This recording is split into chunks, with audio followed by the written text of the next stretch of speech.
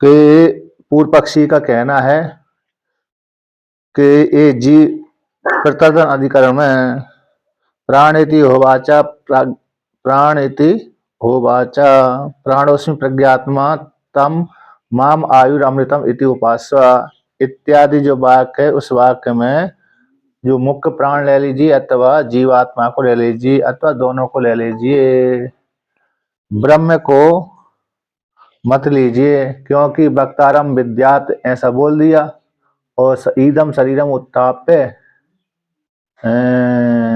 इदम शरीरम उत्थाप्यति इस वाक्य से प्राण का लिंग आ जाता है और वक्तारम विद्यात इस वाक्य के द्वारा जीवात्मा का लिंग आ जाता है। और परमात्मा, क्योंकि परमात्मा तो सभी के साथ है रे, अभेद चिंतन किया है, परमात्मा का अभेद होता है, किंतु जीवात्मा तो कैसे है, भिन्न भिन्न है, जीव प्राण पृथक पृथक है और मन बुद्धि और प्राण एक साथ साथ शरीर में निवास करते हैं, इसलिए परमात्मा का तो किसी के साथ संबंध होता नहीं है, सभी के साथ व्यापकता रहती, भेद बुद्धि वहां पर नहीं होती, इसलिए यहाँ पर तो भेद बुद्धि का प्रतिपादन किया गया, इसलिए भेद बुद्धि का प्रतिपादन होने से ये ब्रह्म का प्रसंग नहीं है, बल्कि प्राण का अथवा जीवात्मा का प्रसंग मान लीजिए अथवा दोनों का प्रसंग मान लीजिए, ऐसा पूर्व पक्षी का कहना है। यो वै प्राणा स प्रज्ञा या वही प्रज्ञा स प्राणा स एतस्मिन् शरीरे वस्ता स उत्क्रामता इति। जो प्राण है वह प्रज्ञा है और जो प्रज्ञा है वह प्राण है, ये दोनों ही प्राण और प्रज्ञा दोनों ही इस शरीर में निवास करते हैं और साथ साथ उत्क्रमण करते हैं।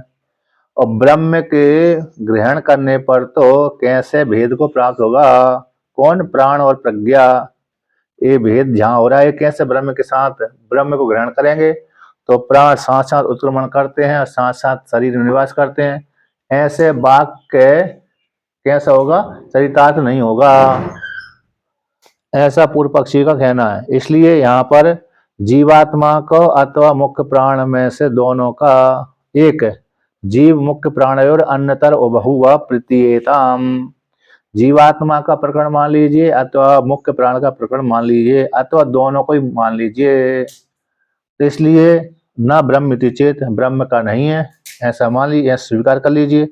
ऐसी प्राप्ति हो जाने पर पूर्व पक्षी के द्वारा तो सिद्धांति कहता है न एतद एवं, ये ठीक नहीं है, ऐसा यदि आप स्वीकार करते हैं तो यदि आप जीवात्मा का अथवा प्राण का अथवा दोनों का उभय की उपासना मानते हैं तो फिर भाई तीन उपासना मानना पड़ेगी। कितनी उपासना माननी पड़ेगी, एक ब्रह्म की उपासना हो रही है, एक जीवात्मा के, एक मुख्य प्राण की। यदि जीव और मुख्य प्राण का लिंग से उपास्यत्व तो तभी तो ब्रह्म का भी लिंग है। पूर्व पक्षी से सिद्धांत बोलता है यदि जीवात्मा का और मुख्य प्राण का लिंग है तो लिंग होने से कौन सा लिंग, कहते वाचम ना वाचम विजिज्ञासिता वक्तारम विद्यात, वाणी को मत जानो, वाणी जिसके द्वारा बोली जाती है ऐसे वक्ता को जानो, और इस शरीर को ग्रहण करके परिगृह उत्थापयति, ये प्राण का लिंग है। तो प्राण का और मुख्य जीव प्राण का और जीवात्मा का लिंग होने से, चिन्ह होने से प्राण और जीवात्मा उपास्यत्व है। यदि आप ऐसा मानते हो तभी तो ब्रह्मणोपि, ब्रह्म का भी लिंग देखा जाता है, तो ब्रह्म का भी लिंग का प्राप्त हो जाने से ब्रह्म की भी उपासना मानना पड़ेगी। न चेष्टापत्ति, किंतु ये कहते हैं ऐसा ठीक नहीं है। उपक्रमादि न निश्चित एक वाक्यता भंग प्रसंगात, सिद्धांति ने कहा कि उपक्रम आदि के द्वारा, क्योंकि उपक्रम में तो किसका वर्णन किया गया कि ब्रह्म का प्रसंग किया गया था, उपसंगार में भी ब्रह्म का प्रसंग किया गया है, इसलिए बीच बीच में जीव के लिंग आते हैं, प्राण के लिंग आते हैं, तो इसलिए यदि प्राण के लिंग आने से, जीव के लिंग आने से, तो वहां पर प्राण की अथवा जीव की उपासना मानेंगे, ब्रह्म की नहीं मानेंगे, तो उपक्रम उपसंगार में विरोध हो जाएगा। कैसे हो जाएगा, उपक्रम उपसंगार में एक वाक्यता की प्राप्ति नहीं होगी। उपक्रम किया है ब्रह्म का, उपसंहार ब्रह्म का किया, बीच में जीवात्मा के प्राण के लिंग आ गए हैं, तो वो लिंग, उन लिंगों के माध्यम से विरोधाभास की प्राप्ति हो जाएगी इस प्रकार से। तो इसलिए यहाँ पर किसका मानना चाहिए कि ब्रह्म की उपासना मानना चाहिए। उसी को सिद्धांति कहता है कि उपासना त्रैविध्यात, उपासना तीन मानना पड़ेगी। कितनी मानना पड़ेगी? तीन प्रकार की उपासना मानना पड़ेगी। जीव की उपासना, ब्रह्म की उपासना, प्राण की उपासना। एवं सती, यदि ऐसा स्वीकार करेंगे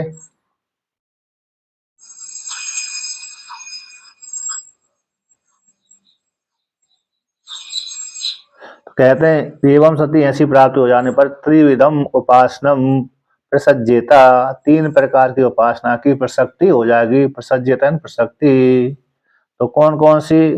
जीव उपासनम नावाचम विजिज्ञासीता वक्तारम विद्यात, इस वाक्य के द्वारा जीव की उपासना।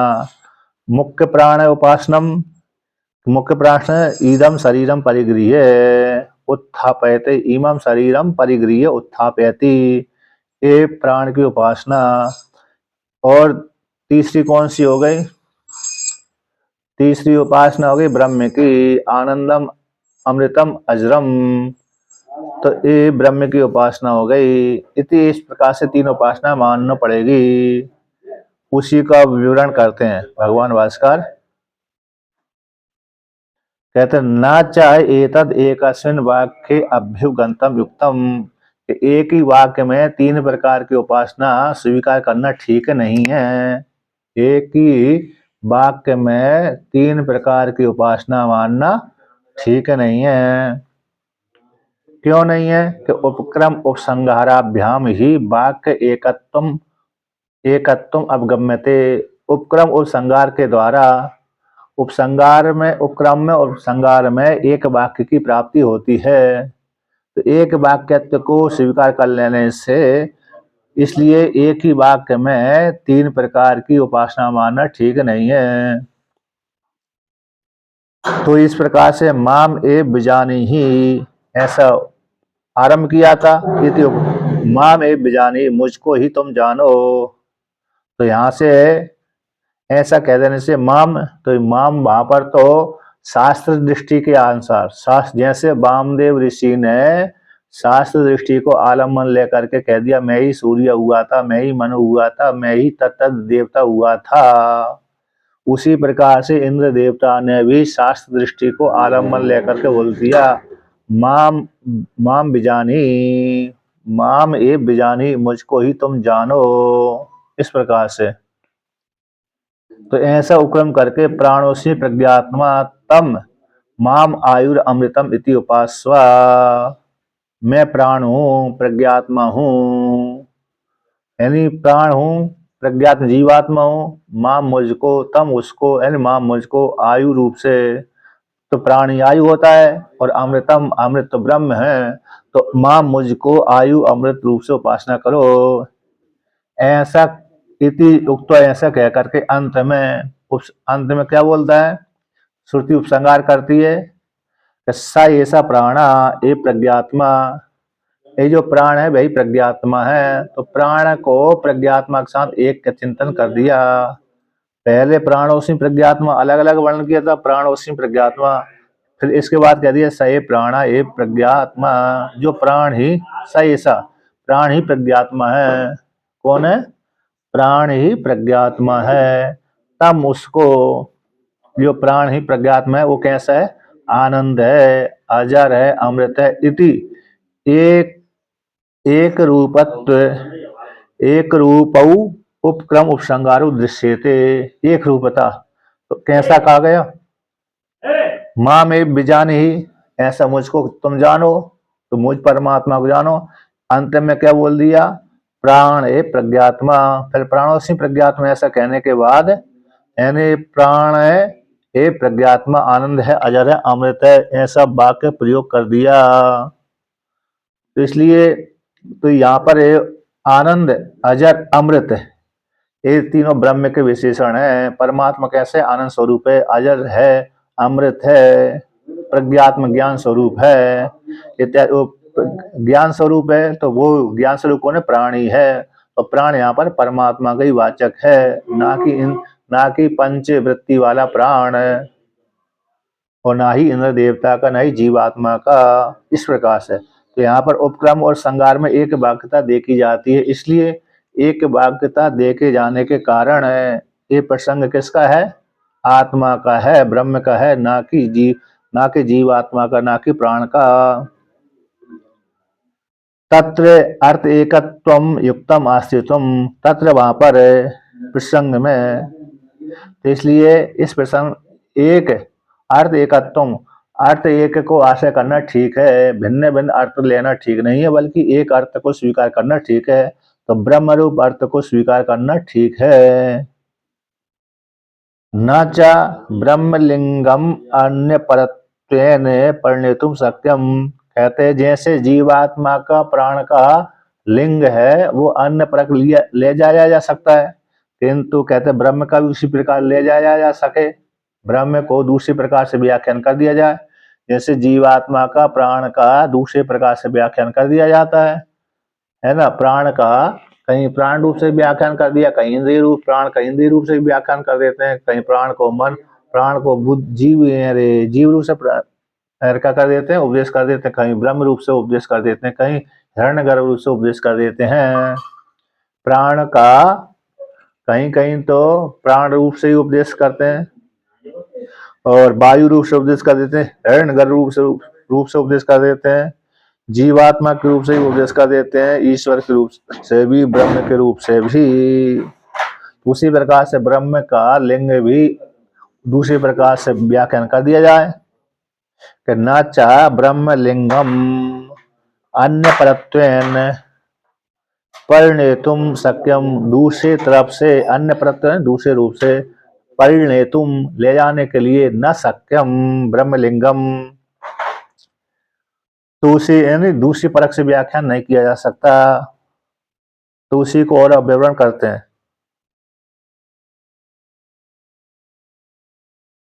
उसी को कहते हैं नहीं प्रधान वाक्यार्था नाम, नहीं प्रधान वाक्यार्थ ब्रह्मलिंगम अन्यथा नेतुम सत्यम।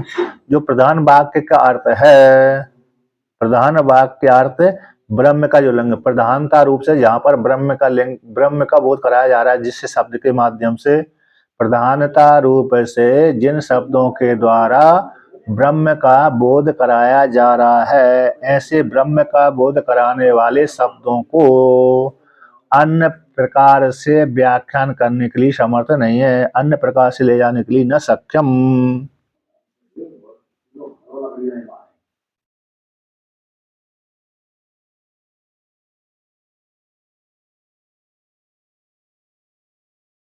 जैसे जैसे शास्त्र में देखा जाता है, जिन वाक्यों का कोई अर्थ नहीं है, जिन वाक्यों में कोई फल नहीं है, जिन पदार्थों, पद के अर्थों में कोई फल नहीं है, फल नहीं सुना गया, अफल पदार्थ वाले, अफल पदार्थ का फल वाले वाक्य के अर्थ के शेष रूप से प्रधान वाक्य के अर्थ के अनुसार उसका तल लिंग को तल लिंग नयनस्य उचितत्वात्, ऐसा कहा गया। एंड जिस वाक्य में कोई फल नहीं सुना गया, जिस पदार्थ में कोई फल नहीं सुना गया, तो फल वाले वाक्य के अर्थ के शेष रूप से प्रधान वाक्य के अर्थ के अनुसार उनका अर्थ कर लिया जाता है। जिन वाक्यों में कोई फल नहीं सुना गया है और दूसरी जगह दूसरे वाक्यों में फल सुना गया है, तो दूसरी तरफ सुने हुए वाक्यों के साथ उन जिनमें कोई फल नहीं सुना गया, उन वाक्यों को ले जाया जा सकता है। एक वाक्यता के लिए जैसे 10 पूर्णमास से जो प्रकृति याग होते हैं, वो प्रधान याग होता है, उस प्रधान याग में छोटे छोटे से याग होते हैं, याज, अनुयाज, प्रयाज, उपयाज इत्यादि। उनका कोई विशेष फल नहीं सुना गया, तो उन कर्मों का फल क्या हो जाता है? अपू एक वाक्यता हो जाती है। 10 पूर्णमास याग में 10 पूर्णमास के साथ उनका एक वाक्यता सिद्ध कर देते हैं, यानी एक बार 10 पूर्णमास के अंग बन जाते हैं, 10 पूर्णमास परख उनका अर्थ कर लिया जाता है। अब उसी को और आगे कहते हैं यहाँ पर, इसलिए यहाँ पर जहाँ पर ब्रह्म का लिंग प्रधान रूप से प्रतिपादन किया गया है, वहां पर उस प्रधान ब्रह्म के लिंग को अन्य प्रकार से व्याख्यान नहीं किया जा सकता। तो उसी को और आगे वर्णन करते हैं, दशानाम भूत मात्राणाम, दशानाम भूत मात्राणाम और ज्ञा मात्राणाम च ब्रह्मणो अन्यत्र अर्पण अनुपत्थे।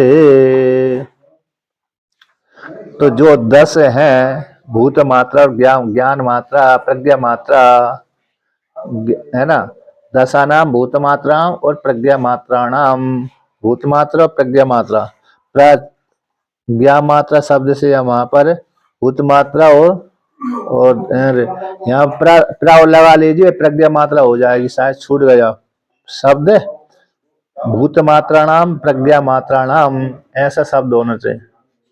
तो ज्ञा के सामने प्रा और लगा देंगे तो प्रज्ञा मात्रा हो जाएगी। तो जैसे 10 भूत मात्रा है और 10 प्रज्ञा मात्रा है, यानी 10 जो ज्ञान इंद्रिय कर्म इंद्रिय है, तो जो 10 ज्ञान इंद्रिय कर्म इंद्रिय उन्हीं के ही 10 विषय होते हैं। ज्ञान इंद्रिय और कर्म इंद्रियों के 10 विषय होते हैं। कितने होते हैं? 10। 5 ज्ञान इंद्रिय के, 5 कर्म इंद्रिय के, वो 10 भूत विषय बनते हैं। ज्ञान इंद्रिय के ज्ञान विषय बनते हैं, कर्म इंद्रिय के कर्म विषय बनते हैं। ऐसे 10 भूत मात्रा को, 10 प्रज्ञा मात्रा को ब्रह्म से अन्यत्र अर्पण की उत्पत्ति नहीं होती, है ना। यहाँ पर क्या वर्णन किया है? एक अर्थ का आश्रय करना ठीक युक्त है ना, इसमें एक अर्थ का आश्रय करना युक्त है। उसी को वर्णन करते हैं, ब्रह्म का लिंग है ना, यहाँ पर कहते हैं ब्रह्म का जो लिंग है उसको अन्न में ब्रह्म के लिंग को अन्न में अर्पण अनुपत्ति, किसमें? दशानाम भूत मात्राणाम प्रज्ञा मात्राणाम।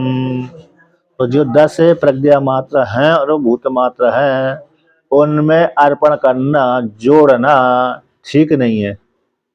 इसलिए ब्रह्म के लिंग का अन्न में दूसरे में समन्वय करना ठीक नहीं है। जैसे सारे वाक्यों का समन्वय ब्रह्म में हो जाता है, किंतु ब्रह्म वाक्यों का दूसरे में समन्वय ठीक नहीं है। जैसे भूत मात्राओं को, 10 प्रज्ञा मात्राओं को, 10 प्रज्ञा मात्रा को और 10 भूत मात्राओं को ब्रह्म में अर्पण, ब्रह्म से, यहाँ पर ब्रह्म से अन्यत्र अर्पण अनुपत्ति। जी आचार्य जी, हाँ, ये जो तन्मात्राएं है, तो वो जो ज्ञानेंद्रियों की तन्मात्रा है वो तो पता है, शब्द स्पर्श रूप रस और गंध। फिर जो कर्मेंद्रियों की क्या है? कर्मेंद्रियों के जैसे हाथ से लेना है, पैर से चलना है कि नहीं? अच्छा। हाँ, वाणी से बोलना है, इंद्रियों के जो विषय है वो है। जी ठीक है। तो यहाँ पर ये वर्णन किया है कि जैसे ब्रह्म से अन्यत्र अर्पण अनुपत्ति, जैसे यहाँ पर, इसलिए ब्रह्म में समन्वय हो जाता है, अब ब्रह्म का अन्य में समर्पण नहीं है, इसलिए भूत मात्रा को और प्रज्ञा मात्रा को, यहाँ पर एक प्रज्ञा शब्द छूट गया, प्र शब्द छूट गया, यानी 389 पृष्ठ की अंतिम पंक्ति में जो ज्ञा मात्रा लिखा है, वहां पर इसके स्थान पर प्रावल जोड़ देंगे तो प्रज्ञा मात्रा हो जाएगी। तो जैसे 10 भूत मात्राओं को और प्रज्ञा मात्राओं का ब्रह्म से अन्यत्र में अर्पण अनुपत्ति, भिन्न में है ना, ब्रह्म से भिन्न में अर्पण उत्पन्न नहीं हो सकता। अतः ब्रह्म में ही आश्रय करके रहते हैं, क्योंकि संपूर्ण जगत का अधिष्ठान कौन है? परमात्मा ही है। ब्रह्म किसी में अर्पण नहीं रहता, ब्रह्म किसी को आश्रय करके नहीं रहता, बल्कि ब्रह्म में सभी कुछ आश्रय करके रहते हैं। इसलिए ब्रह्म में तो समन्वय हो जाएगा, किंतु ब्रह्म में दूसरे में समन्वय नहीं होता ब्रह्म का। अब उसी को कहते हैं आश्रितत्वाचा, और आश्रय किया गया है। सूत्र का जो और आगे का भाग है आश्रितत्वात्। तो इस प्रकार से आश्रित होने से अन्यत्र में भी उपासना इस प्रकार से देखी गई है, अर्थात ब्रह्म की उपासना प्राण के माध्यम से, जैसे शालिग्राम शिला में विष्णु की उपासना देखी जाती है कि शालिग्राम शिला के माध्यम से विष्णु की उपासना, नरदेश्वर में शिव की उपासना, मूर्ति में तत्त देवताओं की उपासना, उसी प्रकार से यहाँ पर भी प्राण में ब्रह्म की उपासना देखी गई है, प्राण को आश्रय बना करके। कि अन्यत्र में भी ब्रह्मलिंगे वसात प्राण शब्दस्य ब्रह्मणि वृत्ते, अन्यत्र दूसरे स्थान पर भी आश्रितत्व का अर्थ किया है, दूसरी जगह भी। कहाँ पर? अन्यत्र यानी अते प्राण, तो अते प्राण सूत्र आया पीछे, 1:1:13 का सूत्र है, ब्रह्म सूत्र गई अते प्राण। तो दूसरी जगह भी ब्रह्म के लिंग बस से, ब्रह्म के लिंग के अधीन होकर के प्राण शब्द से ब्रह्मणि वृत्ति, प्राण शब्द को ब्रह्म में स्वीकार कर लिया, ब्रह्म में वृत्ति होने से। यानी कहाँ वहां पर आया है कि सर्वाणी हाव ईमानी भूतानी प्राणात प्राणम एव संविशंति प्राणम उज्जीयते। तो जैसे आकाश से सारे वायु उत्पन्न होते हैं, उसी प्रकार प्राण से भी सारे भूत उत्पन्न होते हैं और प्राण में जाकर लीन हो जाते हैं। ऐसा जो लिंग देखा गया था, तो सारे भूत मुख्य प्राण में उत्पन्न नहीं, मुख्य प्राण से ना तो उत्पन्न होते हैं, ना ही मुख्य प्राण से मुख्य प्राण में लीन होते हैं, बल्कि ब्रह्म से ही उत्पन्न होते हैं, ब्रह्म में ही लीन होते हैं। इसलिए प्राण शब्द वहां पर ब्रह्म का वाचक है। इसलिए ब्रह्म के लिंग के, तो ब्रह्म का लिंग वहां पर कौन सा? सर्वाणी भूतानी प्राणमेव संविशंति, सारे भूत है। तो सारे भूत कह देने से जो प्राण भी, वायु भी उसी भूत के अंतर्भूत आ जाता है। इसलिए तो वो वायु का विकार प्राण कहलाता है, तो वो भी वायु के अंतर्भूत हो जाता है। इसलिए सारे भूत प्राण में लीन होते हैं, उसका अर्थ हो जाता है ब्रह्म में। तो अन्यत्र यानी दूसरी जगह पर भी ब्रह्म के लिंग के अधीन होकर के, ब्रह्म के लिंग के बस से प्राण शब्द को वहां पर ब्रह्म में वृत्ति स्वीकार की गई है, प्राण शब्द ब्रह्म का वाचक है। तो उसी प्रकार से आकाश इति होवाचा, इसमें भी आकाश शब्द किसका वाचक था? ब्रह्म का ही वाचक था, क्योंकि सर्वाणी हावी इमानी भूतानी आकाशित समुत्पद्यन्ते, ऐसा आता था कि सारे भूत आकाश से उत्पन्न होते हैं। तो इसलिए सारे भूत आकाश भी एक भूत है, तो वो भूत कोटि में आ गया, तो फिर भी उसी से स्वयं कैसे उत्पन्न होगा? इसलिए दूसरे से उत्पन्न होगा आकाश भी, तो इसलिए आकाश शब्द वहां पर ब्रह्म का वाचक होगा। तो ब्रह्म रूप आकाश से पंच महाभूत उत्पन्न होते थे, तो वहां पर आकाश शब्द किसका वाचक हो गया था? ब्रह्म का वाचक है। उसी प्रकार से यहाँ पर भी प्राण इति उवाचा में भी प्राण ब्रह्म का वाचक था, आकाश इति उवाचा में भी आकाश ब्रह्म का वाचक है। यहाँ पर भी प्राणोसी प्रज्ञात्मा, इस वाक्य में भी ये प्राण शब्द किसका? ब्रह्म का वाचक है। उसी को लेकर के यहाँ पर वर्णन करते हैं। तो प्राण शब्द से ब्रह्मणि वृत्ति, इसलिए अतः प्राण सूत्र के माध्यम से तो वृत्ति का प्राण को आश्रय करती, ब्रह्म को आश्रय करने वाली वृत्ति होने से आश्रितत्वाद आश्रय किए जाने से यहाँ पर भी उसी ब्रह्म का लिंग, तस्य ब्रह्म के लिंग का योग होने से ब्रह्म परक ही यहाँ पर प्राण शब्द है। तद योगात है यहाँ पर ही, यह अपि इस प्रसंग में भी, प्रतितन आख्यायिका में भी, तो कौन सा लिंग है यहाँ पर? जिससे कौन सा लिंग है जहाँ पर प्राण शब्द को ब्रह्म परक लिया जाए? जैसे प्राणिति होवाचा श्रुति में, तो वहां पर सर्वाणी हाव ईमानी भूतानी प्राणम एव अभिसंविशंति, तो सारे भूत प्राण में प्रवेश करते हैं, प्राण से उत्पन्न होते हैं। ऐसा वो सर्वाणी ही हाई मानी भूतानी ये ब्रह्म का लिंग था। तो यहाँ पर कौन सा लिंग है कि जिससे प्राण शब्द को हम ब्रह्म परक माना जाए? तो यहाँ पर ये प्रसंग है, यह अपि चा, यहाँ पर भी ये लिंग है। हिततम उपन्यासादि ब्रह्मलिंग योगात ब्रह्म उपदेश एव अयम इति गम्यते। इस प्रसंग में प्रतिदन आख्यायिका में भी इंद्र देवता से प्रतिदन ने कहा था कि हे इंद्र देवता, मेरे लिए मनुष्यों के लिए हितकर हो, हिततम हो, वह उपदेश कर दीजिए, वह मेरे को वरदान दे दीजिए। मनुष्यों के लिए जो हिततम हो, तो हिततम कौन है? तो मोक्ष ही हिततम है मनुष्यों के लिए, क्योंकि जीवात्मा जन्मते मरते हुए बहुत कष्ट पा गए। क्या कष्ट पा गए? तो जन्मते मरते बहुत कष्ट हो गया, इसलिए कष्ट होते होते व्यक्ति परेशान हो गया, इसलिए वहां पर उसको हिततम यानी ब्रह्म ज्ञान का उपदेश कर दिया जाए, तो ब्रह्म ज्ञान को प्राप्त करके जीवात्मा मुक्त हो जाएगा। इस प्रकार से तो यहाँ पर इसलिए हिततमत्व रूप लिंग के माध्यम से ब्रह्म लिंग के योग से यहाँ पर ब्रह्म के लिंग का योग है, संबंध है, इसलिए ब्रह्म उपदेश ही है। ये प्रथम आकायिका में जो प्राण शब्द है ब्रह्म का ही वाचक है कि ब्रह्म उपदेश ही एव अयम इति गम्यते, तो ब्रह्म का उपदेश ही यहाँ पर जाना जाता है। इस प्रकार से स्वीकार कर लेना चाहिए।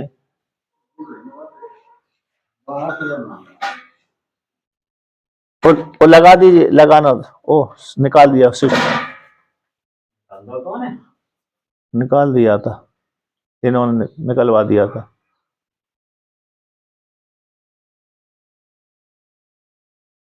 हाँ गया होगा। तो इस प्रकार से तो कहते हैं यत्तु मुख्य प्राण, जो आपने कहा था, अब सिद्धांति कहते हैं, भगवान भास्कर कहते हैं प्राणादि लिंगानि सर्वात्मके ब्रह्मणि अनायास नेतुम शक्यानि। प्राण लिंगों को सर्वात्मा ब्रह्म में बिना प्रयास के ले जाने के लिए शक्य है।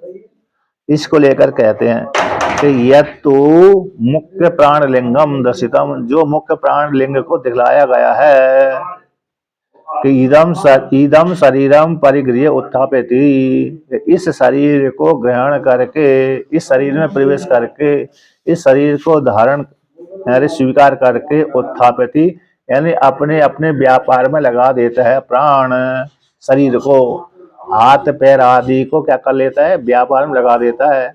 इस शरीर में प्रवेश करके प्राण इस शरीर को उठा देता है, चेष्टा वाला बना देता है। ऐसा जो कहा था मुख्य प्राण का लिंग है, तद असत, वो ठीक नहीं है। क्यों ठीक नहीं है? कहते प्राण व्यापारस्य अपि परमात्म आयत्वात् परमात्मनि उपचरितुम शक्यत्वात्। कहते प्राण व्यापार का भी परमात्मा के अधीन, प्राण का जो व्यापार भी परमात्मा के अधीन है, परमात्मा के अधीन ही प्राण का व्यापार होता है, इसी परमात्मा में ही उपचरितम सक्यम, उपचार करना ठीक है। इन परमात्मा के रहने पर ही शरीर खड़ा होता है, परमात्मा के रहने पर ही शरीर में चेष्टा होती है। तो कौन सा प्रमाण है कि ये परमात्मा के रहने पर ही शरीर में चेष्टा आदि होती है और प्राण में चेष्टा होती है? तो श्रुति देते हैं न प्राणेन न अपानेन मर्त्यो जीवति कश्चन यत्रेण तु जीवन्ति यस्मिन् एतौ उपाश्रितौ। ना तो जो मरते, जिसकी मरण संज्ञा होती रहती है जीवात्मा की, जो जन्मता है मरता है उपाधि को लेकर के, कार्यकरण संगात को लेकर के, संगात को लेकर के जन्मता है, संगात को लेकर मरता है। तो जिस स्थूल शरीर को लेकर जन्मना, स्थूल शरीर को लेकर मरना, तो ऐसी जो मरण संज्ञा हो जाती है जिस जीवात्मा की, तो वह जीवात्मा न प्राणेन जीवति कश्चन, प्राण के द्वारा भी जीवित नहीं होता, तो अपान के द्वारा हो जाता है, न अपान के द्वारा भी जीवित नहीं होता। तो किसके द्वारा जीवित होता है? इतरण तो जीवंती, इतर के द्वारा ही जीवन धारण करता है। तो वो कौन है? ब्रह्म है। यस्मिन, जिसमें, जिस ब्रह्म में, अधिष्ठान में, एतौ उपासतौ, आश्रय करके रहते हैं कल्पित रूप से, कौन? प्राण और अपान। इसके द्वारा ही तो परमात्मा, जब तक शरीर के भीतर परमात्मा प्रवेश नहीं करता उपाधि को लेकर के, तब तक प्राण में चेष्टा आदि भी नहीं होती। तो प्राण में जो चेष्टा आदि होते हैं वो परमात्मा को लेकर के होते हैं, बिना परमात्मा के चेष्टा आदि नहीं होते।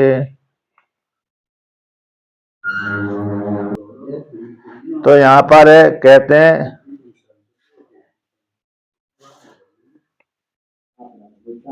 इतनी सोते अभी आ रही है तो बोले हो गए। तो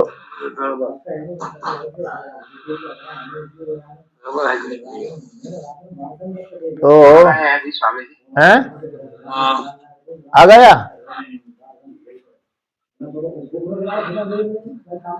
हाँ वो आ जाएगा जैसे। तो देखिए यहाँ पर वर्णन करते हैं कि यद्यपि, कहते हैं यद्यपि ना वाचम जिज्ञासीता वक्तारम विद्यात इत्यादि जीवलिंगम दर्शितम। कहते हैं यद्यपि ये कहा था, क्या कहा था कि वाणी को मत जानो, वक्ता को जानो, न वाचम जिज्ञासीता, वाणी को मत जानो, वाणी को जानने की कोशिश मत करो, जिज्ञासीता वक्तारम विद्यात, वक्ता को वाणी जिसके द्वारा बोली जा रही है उस वक्ता को तुम जानो, इत्यादि जीव लिंगम दर्शितम, ये जीव को लिंग दिखलाया गया। कहते तदपि न ब्रह्म पक्षम निवारयति, ये जीव का लिंग भी ब्रह्म के पक्ष को खंडन नहीं कर सकता, खंडन नहीं कर सकता इस प्रकार से। तो उसी को कहते हैं नहीं यस्मिन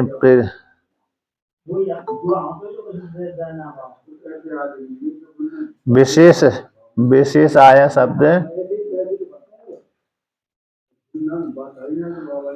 तो आगे वर्णन करते हैं नहीं नहीं जीवो नाम अत्यंत भिन्नो ब्रह्मण तत्तमसि अहम ब्रह्मास्मि इत्यादि श्रुतिभ्या, क्योंकि जीव नामक जो जीव संज्ञा है जिसकी वह अत्यंत ब्रह्म से भिन्न नहीं है, ब्रह्म से अत्यंत भिन्न है ही नहीं है। जीव जिसकी संज्ञा हो गई है उपाधि को लेकर के ब्रह्म से आत्यंत रूप से भिन्न हो ऐसा संभव नहीं है, क्योंकि तत्तमसि महावाक्य हम ब्रह्मास्मि जो महावाक्य इनके माध्यम से जीवात्मा परमात्मा का अभेद चिंतन किया गया कि जो जीव है वो परमात्मा है, जो परमात्मा है जीव ही है, जीव और परमात्मा में कोई भेद नहीं है। उपाधि को लेकर के मात्र भेद संज्ञा हो जाती है, एक में परिच्छिन्न उपाधि है एक में अपरिच्छिन्न उपाधि है। तो उपाधि का त्याग कर दिया तो जीव परमात्मा ही है, इसलिए जीव नामक जो ब्रह्म से अत्यंत भिन्न है ऐसा संभव नहीं है। तत्त्वमसि महावाक्य आदि के माध्यम से एक सिद्ध किया गया है। तो किसको लेकर के कैसे पर जीवात्मा परमात्मा से भिन्न है, तो इसको लेकर के है तो उपाधि कहते हैं बुद्धियादि उपाधि कृतम तु विशेषम आश्रित्य ब्रह्म एव सन जीवः कर्ता भोक्ता चैति उच्यते, के बुद्धि आदि उपाधि को लेकर के किंतु परंतु बुद्धि आदि उपाधि को लेकर के विशेष, बुद्धि आदि कृत उपाधि को लेकर विशेष हो जाता है, ऐसे विशेष यानी विशेष शब्द का अर्थ करिए परिच्छेद अभिमानिनम, परिच्छेद छेद हो गया यानी परिच्छिन्न हो गया, परिच्छेद उपाधि को लेकर के परिच्छिन्न उपाधि सीमित है, तो इसलिए ऐसे परिच्छेद अभिमानी को विशेषम शब्द का टीका मंत्र कर दिए परिच्छेद अभिमानिनम, परिच्छेद अभिमानी को तो बुद्धि आदि उपाधिकृत विशेष को आश्रय करके ब्रह्म ही जीव होता हुआ ब्रह्म एव, तो ब्रह्म ही जीव होता हुआ कर्ता भोक्ता ऐसा कहा जाता है। इस प्रकार से अब कहते हैं तस्य उपाधिकृत विशेष परितागेन, जब ब्रह्म की जो उपाधि थी कौन बुद्धि आदि उपाधि जीवात्मा जिसके से संज्ञा हो गई थी ब्रह्म की बुद्धि, ब्रह्म ने बुद्धि रूप उपाधि को स्वीकार करने से उसकी जीव संज्ञा हो गई। अब उस ब्रह्म ने ही बुद्धि उपाधि को लेकर के जो अभिमान हो गया था उस अभिमान का त्याग कर दिया। तस् उस ब्रह्म की उपाधिकृत विशेष का परित्याग हो जाने से अथवा जीवरू जो ब्रह्म है, जीवरू जो ब्रह्म की उपाधिकृत बुद्धि उपाधिकृत जो विशेषता उस विशेष का विशेष कौन था परिच्छेद अभिमान, परिच्छिन्न परिच्छेद का अभिमान है, परिच्छिन्नता में अल्पज्ञ हूँ, जीवात्मा हूँ, कर्ता भोक्ता हूँ इत्यादि जो अभिमान है उस अभिमान को त्याग कर देने से जीवात्मा स्वरूपम ब्रह्म दर्शितम, स्वरूप को दिखलाने के लिए युक्त है। जीवात्मा का जो मुख्य स्वरूप ब्रह्म है उसको दिखलाने के लिए ठीक है। उपाधिकृत विशेष का अभिमान का त्याग हो जाने से ब्रह्म का स्वरूप उसका जो जीवात्मा का मुख्य स्वरूप ब्रह्म है उसको दिखलाने के लिए युक्त है। उसी के लिए कहा गया है न वाचम विजिज्ञासीता वक्तारम विद्यात इत्यादि ना, तुम वाणी को मत जानो, वाणी जिसके द्वारा प्रेरित होती है, वाणी जिसके द्वारा प्रेरित होकर के बोलने में समर्थ होती है, उस वक्ता को तुम जानो इत्यादि ना इस वाक्य के द्वारा पृथक आत्मा अभिमुखी करणार्थम उपदेशो न विरुद्धते। तो पृथक आत्मा के अभिमुख करने के लिए यह उपदेश किया गया है। कौन? न वाचम विजिज्ञासिता वक्तारम विद्यात। ये जो उपदेश किया गया है पृथक आत्मा को और अभिमुख करने के लिए, इसलिए इसमें कोई विरोध नहीं है। तो जीव का जो लिंग दिख रहा है वो जीव का लिंग परमात्मा को प्राप्ति की ओर, परमात्मा की ओर अभिमुख करने के लिए ऐसा श्रुति ने प्रयोग किया है। इसलिए जीवात्मा संज्ञा हो गई, ब्रह्म की ही जीवात्मा संज्ञा उपाधि को लेकर हो गई थी, बुद्धि उपाधि कृत। अब वो बुद्धि उपाधि करते विशेष जो अभिमान था कर्ता भोक्ता आदि का, तो विशेष अभिमान को त्याग कर दिया उसने। इसलिए श्रुति कह दी कि तुम वाणी को मत जानो, वाणी जिसके द्वारा प्रेरित होती है उस परमात्मा को जानो। इसलिए जीव का जो लिंग दिख रहा है वो परमात्मा से भिन्न नहीं है, इसलिए कोई विरोध नहीं है, क्योंकि जीव परमात्मा ही है, परमात्मा ही जीव हुआ है उपाधि को लेकर के। जब जीवात्मा पर उपाधि को त्याग कर देते तो परमात्मा हो जाता है। इस प्रकार से जी आचार्य जी, हाँ। यहाँ पे एक मुझे उदाहरण याद आ रहा है। वो हाथ के ऊपर जो एक पपेट डाल के वो दूसरे आवाज में बोलते हैं ना, जो चलाने वाले पपेट को, उसको हिंदी में क्या बोलते हैं मुझे पता नहीं, किसी को पता होगा तो बताए। वो शोज में आते हैं और वो पपेट के अंदर हाथ डाल के उसके हाथ हिलाएंगे, उसकी मान हिलाएंगे। तो इसी प्रकार से ये ब्रह्म है, वो जो आवरण है, वो आवरण के आश्रय से जो हाथ जो चला रहा है उस गुड़िया को या फिर गुड्डे को और बोल रहा है, बोलने वाला तो वो जो हिला रहा है उसको वही बोलता है, लेकिन लगता है कि वो इस बात को कहा तुम्हारी नकावत राम बताई। जी हाँ, लेकिन वो शोज में आते हैं ना और दूसरे आवाज में बोलते हैं उसको। लकड़ी की बनी पुतलियों को जैसे नचाने वाला ऐसी परमात्मा नहीं, लकड़ी की कठपुतली वो उसके अंदर से उसको हाथ डालते हैं, वो कपड़े का होता है और वो सब जगह से हिलता है, जिस प्रकार से हाथ कठपुतली बोलने वाली गुड़िया कहा जाता है। बोलने वाली गुड़िया या बच्चा ऐसा कुछ कहते हैं। हाँ, अभी वो उसको बंगला में एक शब्द है, बंगला में कहते हैं कोथा बोला पुतुल, माने पुतुल माने वो एक गुड़िया या बच्चा का जो भी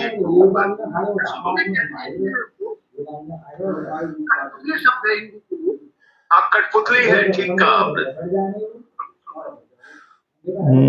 चलिए, तो हाँ वो वाला कोई और है, बोलने वाला कोई।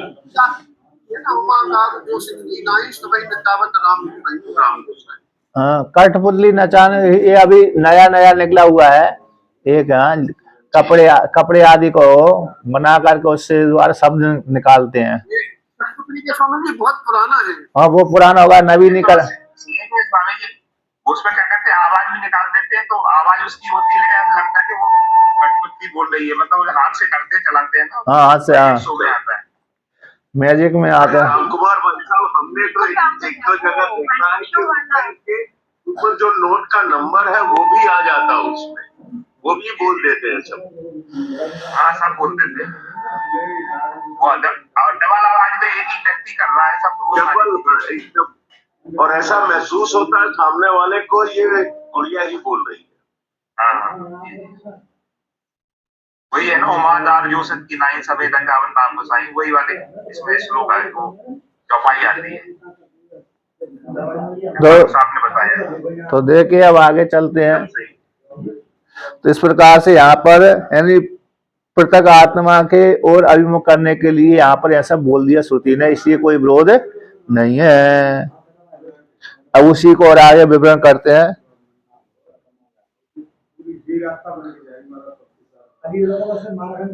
अरे, क्योंकि जीवात यहाँ पर ये है ना, एक तो वाक्य है कि जीवात्मा तो लोक सिद्ध है ही है। यहाँ पर जीवात्मा को बोलने के लिए ऐसा श्रुति कहती नहीं कि तुम वक्ता को जानो, वक्ता तो लोक सिद्ध ही है। वक्तारम विद्यात न वक्तु ज्ञेयत्वम उच्यते। वक्तारम विद्यात इस शब्द के माध्यम से वक्ता को जानने के लिए, बोध कराने के लिए नहीं कही श्रुति ये नहीं कथन नहीं करती। कि तुम वक्ता को जानो। वक्ता तो स्पष्ट दिख रहा है, 2 हाथ 2 पैर वाला है।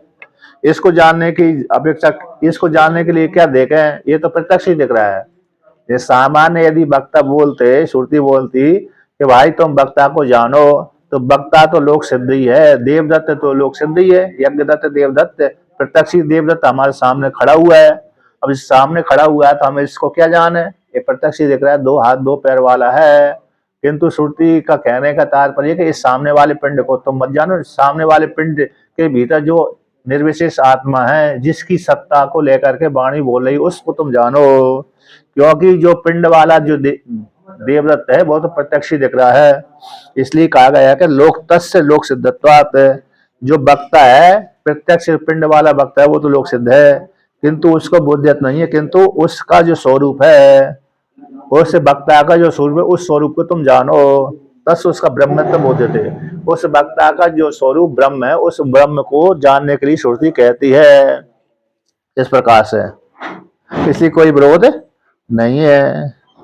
अभी उसी को आगे वर्णन करते हैं, तब उसको बोध कराने के लिए, अभिमुख करने के लिए लिंगादय है, लिंगादय लिडादय। अब उसी को यहाँ पर श्रुति वर्णन करती है।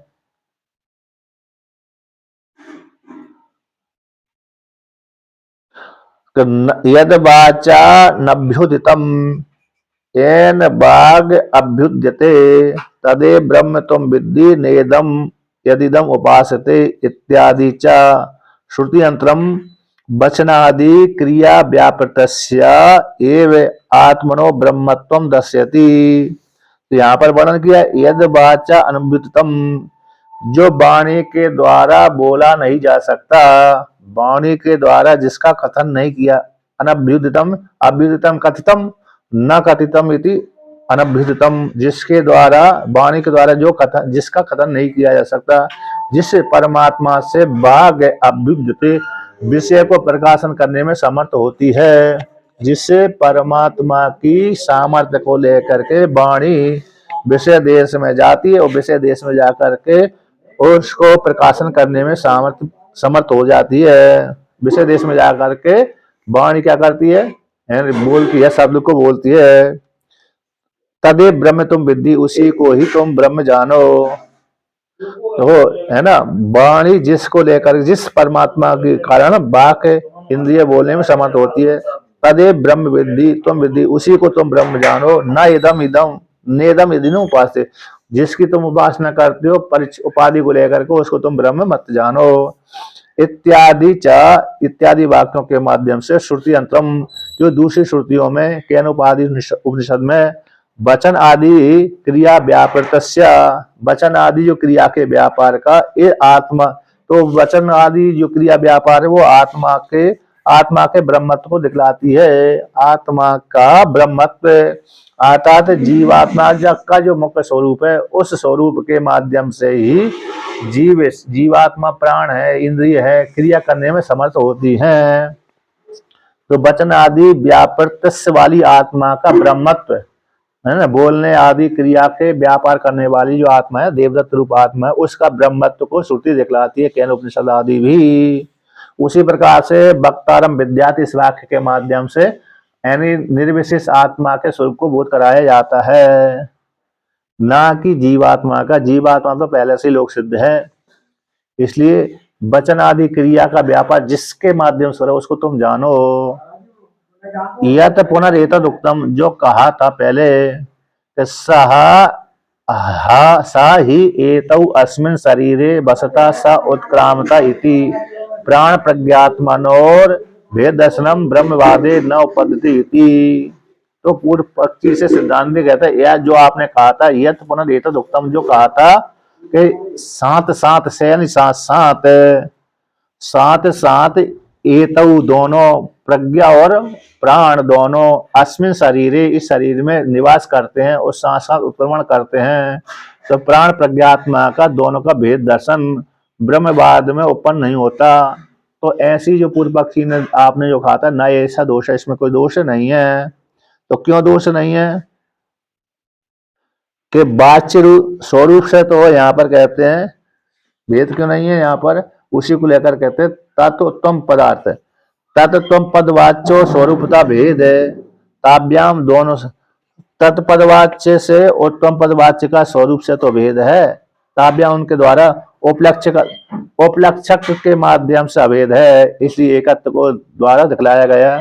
जैसे तत्पदवाच्य और त्वम पदवाच्य जीवात्मा और परमात्मा में समान रूप से उपाधि को लेकर तो भेद है, किंतु स्वरूप से दोनों के द्वारा उपलक्ष्य यानी उपाधि के द्वारा लक्षित हो जो होता है, लक्षित में कोई भेद नहीं है। उसी को यहाँ पर कहते हैं कि नए सदोषा जो प्राण प्रज्ञात्मा है, प्राण शब्द से रे ईश्वर ले लो, प्रज्ञा शब्द से जीवात्मा ले लो, तो दोनों साथ साथ उत्पन्न करते हैं इत्यादि।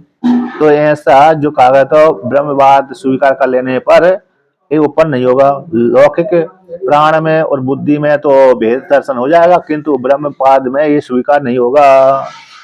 ब्रह्म को प्राण शब्द से और प्रज्ञा शब्द से दोनों को ब्रह्म स्वीकार करेंगे तो साथ साथ उत्पन्न करना, साथ साथ निवास करना ये संभव नहीं है। तो ब्रह्म तो एक ही है, तो साथ साथ कहाँ से होगा? तो उसी को लेकर कहते हैं ऐसी कोई दोष नहीं है।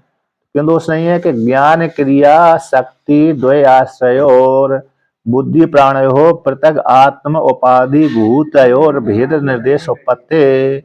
ज्ञान शक्ति क्रिया शक्ति, एक तो ज्ञान शक्ति हो गई और क्रिया द्वंद्व समास कर दिया, ज्ञान शक्ति च क्रिया शक्ति चाहिए, ज्ञान क्रिया शक्ति। तो ज्ञान शक्ति और क्रिया शक्ति द्वय के आश्रय से है ना, एक बुद्धि उपाधि एक प्राण उपाधि। तो प्राण उपाधि और बुद्धि उपाधि दोनों को पृथक आत्मा की उपाधि भूत है। जो पृथक आत्मा है परमात्मा है उसकी उपाधि भूत है। दोनों इन दोनों के भेद निर्देश दोनों में दोनों को लेकर के भेद निर्देश ब्रह्म में उत्पन्न हो जाता है कि बुद्धि उपाधि के माध्यम से परमात्मा ज्ञान करता है, विषयों को जानता है, और प्राण उपाधि के माध्यम से परमात्मा चेष्टा करता है। तो ज्ञान शक्ति को लेकर क्रिया शक्ति को लेकर के ज्ञान शक्ति और क्रिया शक्ति के आश्रय से आश्रय वाली जो बुद्धि और प्राण है वो पृथक आत्मा की कौन है? आदिभूत है, पृथक आत्मा की उपाधिभूत है। पृथक आत्मा की उपाधिभूत दोनों प्राण और बुद्धि दोनों, ये दोनों को लेकर के परमात्मा में भेद निर्देश की उत्पत्ति हो जाती है कि परमात्मा इस बुद्धि उपाधि और ज्ञान उपाधि को लेकर के चेष्टा करता है और जानता है और साथ साथ उत्क्रमण करता है, साथ साथ गमन करता है। परमात्मा इस प्रकार से उत्पन्न हो जाएगा, साथ साथ प्रवेश भी करता है और साथ साथ निवास भी करता है, उत्क्रमण भी करता है। इसलिए भेद उपाधि भेद निर्देश परमात्मा उत्पन्न हो जाएगा उपाधि को लेकर के, क्योंकि परमात्मा की दोनों उपाधि हैं, ज्ञान शक्ति क्रिया शक्ति। इनके माध्यम से परमात्मा चेष्टा आदि करता है, ज्ञान आदि करता है। ध्यायती वा लीलायती वा, जैसे दूसरी उपनिषद में आता है, मानो आत्मा ध्यान सी कर रही है, मानो आत्मा चेष्टा कर रही है, ध्यायती वा लीलायती वा। तो उपाधि द्वय उपहितस्य तु पृथक आत्मनः स्वरूपेण अभेद इति अतः प्राण एव प्रज्ञात्मा इति एकीकरणम अवरुद्धम। जैसे उपाधि द्वेष उपहित, उपाधि अंतःकरण अवच्छिन्न और अंतःकरण उपहित है ना, अंतःकरण अवच्छिन्न और अंतःकरण उपहित। अंतःकरण उपहित अंतःकरण के नजदीक में अंतःकरण से लगा हुआ है, अंतःकरण अवच्छिन्न कह देने से अंतःकरण सटा हुआ है, और अंतःकरण उपहित बोल दिया अंतःकरण के नजदीक में है। अंतःकरण के माध्यम से जाना जा रहा है, अंतःकरण से पृथक ही है, अंतःकरण से युक्त नहीं है बल्कि अंतःकरण के नजदीक में है। तो उपाधि द्वेष उपहित, अंतःकरण उपाधि और ज्ञान उपाधि और क्रिया शक्ति उपाधि। तो उपाधि द्वेष उपहित पृथक आत्मा का उपाधि द्वेष उपहित, एक तो क्रिया शक्ति उपाधि प्रज्ञा उपाधि और ज्ञान उपाधि, क्रिया उपाधि प्राण उपाधि और ज्ञान उपाधि प्रज्ञा उपाधि। तो दोनों उपाधियों से उपहित अंतःकरण को शक्ति जो प्रदान करता है और प्राण को जो चेष्टा शक्ति प्रदान करता है, ऐसी शक्ति प्रदान करने वाले जो पृथक आत्मा का स्वरूप से अभेद दर्शन, स्वरूप से कैसे अभेद दर्शन है। प्राण का जीवात्मा का और ईश्वर का दोनों का स्वरूप से अभेद है, उपाधि को लेकर भेद है, उपाधि से दोनों का अभेद है। तो उपाधि दो प्राणोपाधि प्रज्ञा उपाधि द्वय उपाधि से पृथक आत्मा का सभी के साथ है। तो स्वरूप से अभेद इति अतः, इसलिए स्वरूप से अभेदी है, इसलिए अतः प्राण एक प्रज्ञात्मा, प्राण ही कैसा प्रज्ञात्मा है। तो प्राण शब्द यहाँ पर कैसा परमात्मा का वाचक है। जो प्राण शब्द से बुद्धि और प्राण लेंगे तब भी परमात्मा कैसा है, इनके साथ युक्त है, उपाधि दोनों है। प्राण और प्रज्ञा दोनों जी परमात्मा की उपाधि है, इनके माध्यम से परमात्मा विषय भोगों को भोगता है उपाधि को लेकर के, इसलिए प्राण ही प्रज्ञात्मा है यहाँ पर। तो प्राण शब्द यहाँ पर ईश्वर का, ब्रह्म का वाचक है, अन्य का वाचक नहीं है। इति एक ही कर्णम अवृतम, एक ही करना कोई विरोध नहीं है, इस प्रकार से वर्णन किया। इस प्रकार से भगवान भास्कर ने अपना मत सिद्ध कर दिया कि यहाँ पर जो प्रकरण आया है, प्रतिदिन आख्यायिका आई है, उसमें प्राणो सिंह प्रज्ञात्मा वाक्य आए, तो प्राण शब्द परमात्मा का वाचक है, तो इसलिए अन्य का वाचक नहीं है ऐसा। और जो जीव आदि भक्तर विद्यात है, ईमम शरीरम परिग्रह उत्थापयति इत्यादि जो लिंग है वो भक्तारम विद्यात इत्यादि है, और प्रज्ञात्मा आदि है, ये प्राण रूप ईश्वर के उपाधि हैं। इनके माध्यम से जीवात्मा क्या करता है, परमात्मा क्या करता है, उपाधि को लेकर विषय भोगों को भोगता है। इसलिए तो इनके माध्यम से भक्तारम विद्यात, इसके माध्यम से जीवात्मा परमात्मा को जानने के लिए क्या करता है, समर्थ हो जाता है कि भक्ता को जानो, भक्ता का क्या स्वरूप है। प्राण जिसके द्वारा चेष्टा को प्राप्त होते हैं, सामर्थ्य प्राप्त होते हैं, उसको तुम जानो। इस प्रकार से परमात्मा ही प्राण का वाचक है। यहाँ पर प्राण, यहाँ पर परमात्मा का ही वाचक, प्राण उसी प्रज्ञात्मा इत्यादि वाक्य ऐसा सिद्ध कर दिया। अब ये वृत्तिकार के मत के अनुसार मानेंगे, दूसरा व्याख्यान करेंगे, तो यहाँ पर 3 प्रकार की उपासना है। यद्यपि परमात्मा के ही 3 प्रकार से उपासना कर सकते हैं। परमात्मा है तो यहाँ पर उपासना परमात्मा की, लेकिन यहाँ पर 3 प्रकार से उपासना करते हैं गुणों को लेकर के। एक ही परमात्मा को हम इस नाम से उपासना कर सकते हैं, दूसरे प्राण नाम से उपासना कर सकते हैं, जीव रूप से उपासना कर सकते हैं, ब्रह्म रूप से उपासना कर सकते हैं। एक ही परमात्मा के उपाधि को लेकर के हम इस प्रकार से उपासना कर सकते हैं, ऐसा वृत्तिकार मानते। तो वृत्तिकार के मत के अनुसार चलेंगे कल, है क्या नहीं? जी स्वामी जी।